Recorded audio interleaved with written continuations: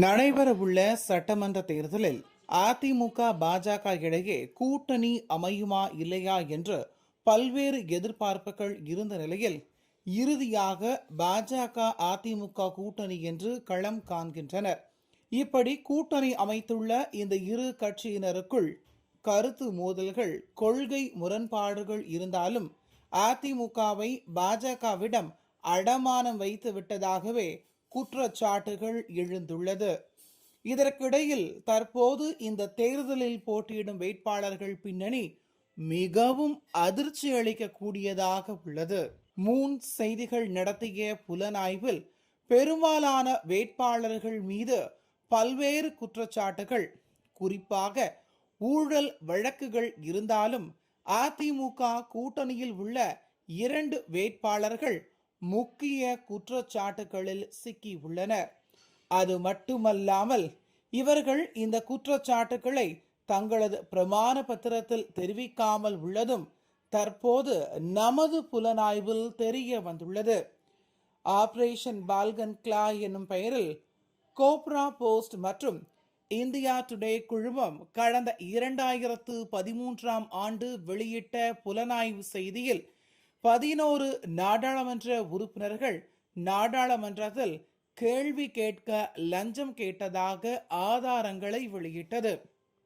அந்த 11 உறுப்பினர்களில் ஒருவர்தான் அதிமுகவின் வேட்பாளர் சிட்லப்பாக்கம் ராஜேந்திரன். அதிமுக பொதுச் செயலாளர் எடப்பாடி பழனிசாமி முதல்வராக பரிந்துரை செய்தவர்தான் இந்த சிட்லப்பாக்கம் ராஜேந்திரன். இவர் மக்களவையில் மக்கள் பிரச்சனை போன்று பேசி கேள்வி கேட்க லஞ்சமாக 50,000 ரூபாய் பெற்றதாக வீடியோ வெளியான நிலையில் 11 நபர்களும் தகுதி நீக்கம் செய்யப்பட்டனர். இப்படிப்பட்டவர்கள்தான் தற்போது அதிமுக வேட்பாளராக களம் இறங்குகின்றனர். You don't know English? I know a little bit. Tell me. I can understand. I meet earlier. You met him earlier. Okay. Mediterranean oil. நீங்க வந்து எனக்கு ஒண்ணு வேணாம். We need a recommendation letter for Mediterranean Oil Inc. Okay. We submit a proposal in Government of India Sorry. to take license for searching petrol. You don't know English? I know a little bit. Tell me. I can understand. I meet earlier. You met him earlier. Okay. Mediterranean Oil Inc. நீங்க வந்து எனக்கு ஒண்ணு வேணாம். We need a recommendation letter for Mediterranean Oil Inc. Okay. We submit a proposal in Government of India Sorry. to take license for searching petrol. So this letter for recommendation. This guy told me that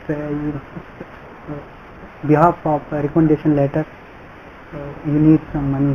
இந்த வழக்கு டெல்லியில் நிலுவையில் இருக்கும் நிலையில் இது குறித்த எந்த தகவலையும் ராஜேந்திரன் தனது பிரமாண பத்திரத்தில் தெரிவிக்கவில்லை. ஆஸ்திரேலியாவை சார்ந்த எண்ணெய் நிறுவனம் இங்கு செயல்பட 50,000 லஞ்சம் பெற்று அனுமதி வேண்டி கடிதம் அளித்துள்ளார் ராஜேந்திரன்.